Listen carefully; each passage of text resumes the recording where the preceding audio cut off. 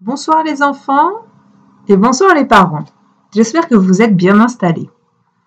Je vais vous lire ce soir l'histoire du chat botté de Charles Perrault, mise en image par ma fille Charlotte, 10 ans. Un vieux meunier ne laissa à ses enfants pour tout bien, la mort venue, que son moulin, son âne et son chat.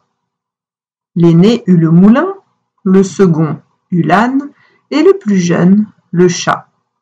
Le dernier fils ne pouvait se consoler d'avoir un si pauvre lot. Mes frères, disait-il, pourront gagner leur vie honnêtement en se mettant ensemble. Pour moi, lorsque j'aurai mangé mon chat et que je me serai fait un manchon de sa peau, il faudra que je meure de faim. Ne vous affligez point, mon maître, dit alors le chat, qui était le plus rusé du royaume. Vous n'avez qu'à me donner un sac et me faire une paire de bottes pour aller dans les broussailles, et vous verrez. Lorsque le chat eut ce qu'il demandait, il se botta bravement et s'en alla dans une garenne, s'étendant comme s'il eût été mort. À peine fut-il couché qu'il eut contentement. Un jeune étourdi de lapin entra dans son sac. Le maître chat le prit et le tua sans miséricorde. Tout glorieux de sa proie, il s'en alla chez le roi et demanda à lui parler. « Voilà, sire, fit-il au roi après une profonde révérence, un lapin de Garenne que monsieur le marquis de Carabas, c'était le nom qu'il lui prit en gré de donner à son maître, m'a chargé de vous présenter de sa part. »« Dis à ton maître, répondit le roi, que je le remercie et qu'il me fait plaisir. » Le chat continua ainsi pendant 2 ou 3 mois à porter de temps en temps au roi la chasse de son maître.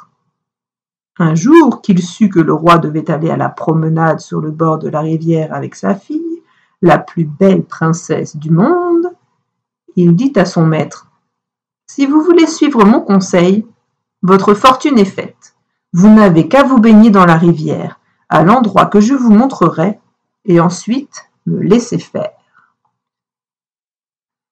Et ainsi fut fait. « Au secours ! Au secours ! Voilà monsieur le marquis de Carabas qui se noie !» entendit-on soudain. À ce cri, le roi mit la tête à la portière et, reconnaissant le chat aimable, ordonna à ses gardes qu'on allât vite au secours du marquis, puis quérir pour lui un de ses plus beaux habits.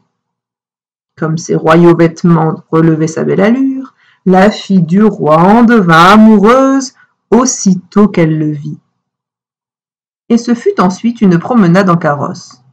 Le chat, ravi de voir que son dessein commençait à réussir, partit devant et menaça des paysans qui fauchaient le pré. « Si vous ne dites au roi que le pré que vous fauchez appartient à monsieur le marquis de Carabas, vous serez tous hachés menus comme chair à pâté. » Le roi ne manqua pas à demander aux faucheurs à qui était ce pré. « C'est à monsieur le marquis de Carabas, répondirent-ils tous ensemble. « Vous avez là un bel héritage, dit le roi au marquis de Carabas. « Vous voyez, sire, répondit le marquis, c'est un pré qui ne manque point de rapporter abondamment toutes les années. » Le maître chat arriva enfin dans un beau château, dont le maître était un ogre, le plus riche qu'on ait jamais vu, car toutes les terres par où le roi avait passé étaient de la dépendance de ce château. Le chat demanda à lui parler.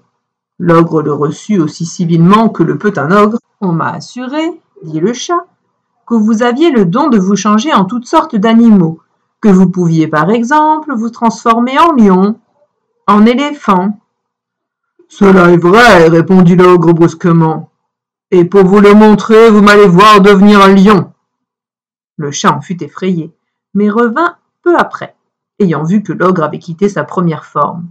« On m'a assuré encore, dit le chat, que vous aviez aussi le pouvoir de vous changer en un rat, en une souris. Je vous avoue que je tiens cela tout à fait impossible. »« Impossible, reprit l'ogre, vous allez voir. » Et dès que le chat eut aperçu la souris, il se jeta dessus et la mangea. Cependant, le roi, qui vit en passant le beau château de l'ogre, voulut y entrer. « Votre majesté soit la bienvenue dans ce château. »« Comment ? Monsieur le marquis, s'écria le roi, ce château est encore à vous. Il ne se peut rien de plus beau. Voyons-les dedans, s'il vous plaît. Et tous entrèrent. Le roi, charmé des qualités du marquis, de même que sa fille, qui en était déjà folle, et voyant les grands biens qu'il possédait, lui dit après avoir bu 5 ou 6 coups: « Il ne tiendra qu'à vous, monsieur le marquis, que vous ne soyez mon gendre. » Le marquis fit de grandes révérences, et le même jour épousa la princesse, tandis que le chat devint, lui, grand seigneur. J'espère que vous avez aimé cette histoire. À bientôt!